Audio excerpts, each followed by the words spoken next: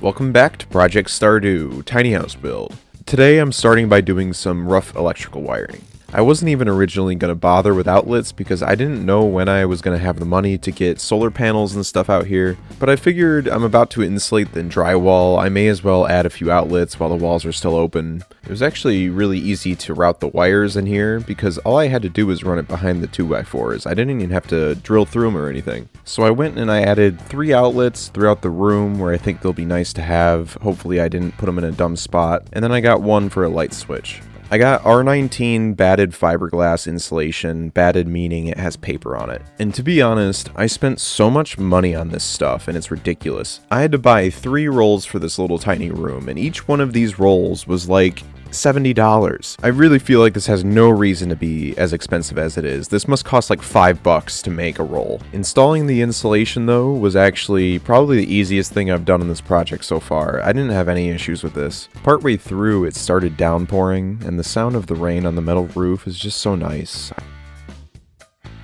So with each new section of the wall that I finish insulating, I'm also going to be doing the drywall immediately. But the thing is that the whole place is a little wonky, to be honest. And so the wall studs are a little crooked sometimes, or not square or plumb, or so some drywall pieces aren't fitting quite right. It was a little annoying, to be honest, especially being alone and handling the drywall. I don't know, it's big and awkward. I'm not the strongest guy. And I've been stacking all of my materials and drywall and everything over against this right wall this whole time.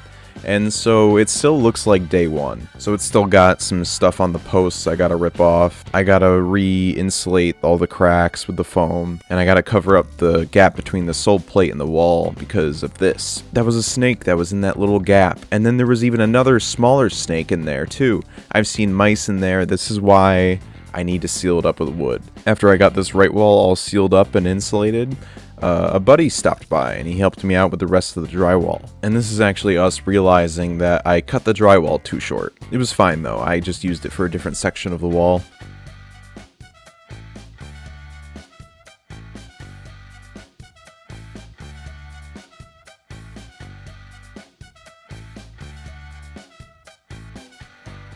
Having the extra hands to help hold the drywall while I go to screw it in and everything was absolute game changer. We got this done real quick. And so here's what we got done so far. It's looking pretty good. It's starting to feel like a real place, like a real room now. Only part I got left to do is this, whatever you call it, the triangle piece of the wall where the roof is. And I've also added a header for the door, not for any structural reasons, but because I actually need it to screw the drywall into later, so. And then once I get that triangle piece in, it should be ready to mud. But I actually can't mud yet until I get this place nice and level. Right now it is super unlevel.